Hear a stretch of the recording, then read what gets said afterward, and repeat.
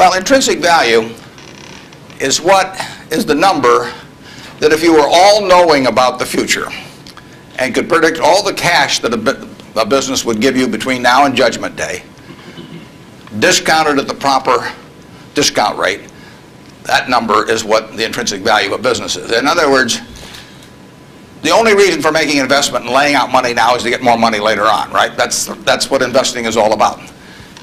Now, when you look at a stock, when you look at a bond, assuming it's the United States government bond, it's very easy to tell how much you're going to get back. It says it right on the bond. It says when you get the interest payments, it says when you get the principal. So it's very easy to figure out the value of a bond. It can change tomorrow if interest rates change, but the cash flows are printed on the bond. The cash flows aren't printed on a stock certificate. That's the job of the analyst, is to print out, change that stock certificate, which represents an interest in the business, and change that into a bond and say, this is what I think it's going to pay out in the future. When we buy, some new machine for Shaw to make carpet, that's what we're thinking about, obviously, and you all learn that in business school. But it's the same thing for a big business. If you buy Coca-cola today, the company is selling for about $110 to $15 billion in the market. The question is, if you had 110 or 15 billion, you wouldn't be listening to me, but I'd be listening to you incidentally. But the question is, would you lay it out today to get what the Coca-Cola company is going to deliver to you over the next 200 or 300 years? The discount rate doesn't make much difference as you get further out. And that is a question of how much cash they're going to give you. It isn't a question of, it isn't a question about how many analysts are going to recommend it or what the volume in the stock is or what the chart looks like or anything. It's a question of how much cash it's going to give you. That's the only reason. It's true if you're buying a farm. It's true if you're buying an apartment house. Any financial asset.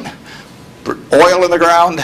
You're laying out cash now to get more cash back later on. And the question is how much are you going to get, when are you going to get it, and how sure are you?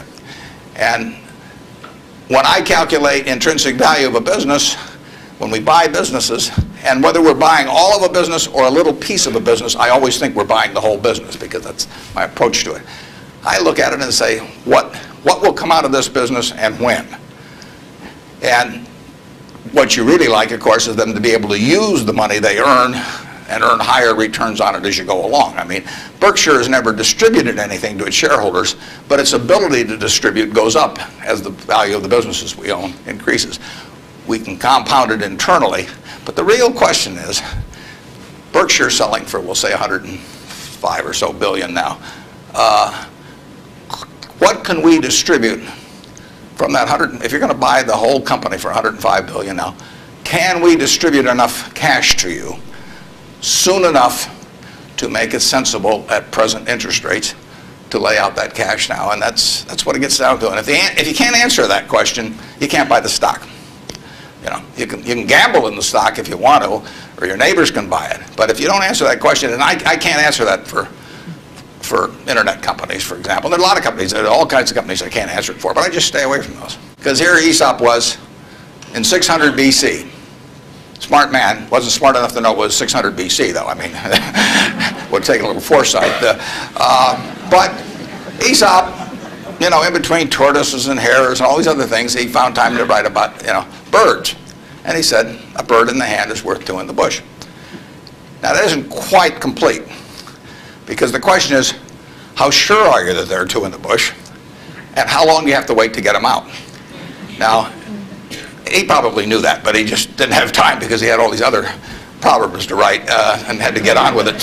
But he was halfway there in 600 BC. That's all there is to investing, is how many birds are in the bush, when are you going to get them out, and how sure are you? Now, if interest rates are 15%, roughly, you've got to get two birds out of the bush in 5 years to equal the bird in the hand. But if interest rates are 3%, and you can get two birds out in 20 years, it still makes sense to give up the bird in the hand, because it all gets back to discounting against an interest rate. Problem is, often you don't know, not only how many birds are in the bush, but in the case of the internet companies, there weren't any birds in the bush. But they still take the bird that you give them in the hand. But I actually have written about this sort of thing, and stealing heavily from Aesop, who wrote it